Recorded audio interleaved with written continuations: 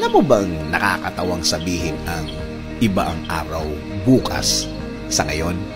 Yes, dahil akala talaga ng ilan o nakakarami. Pare-parehas lang yan, walang pagbabago. Yun at yun. Lalo na ang mga taong walang nilulook forward na pagbabago. Diba sabi nga, kung gusto ng pagbabago, gumawa ng bago.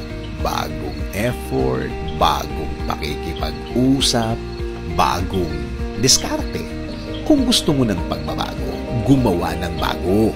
Pero sa gitna ng lahat ng yan, wag na wag kalimutan ipagdasal ang lahat.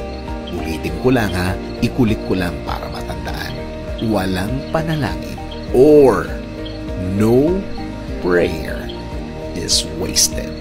Again, walang nasasayang na panalangin.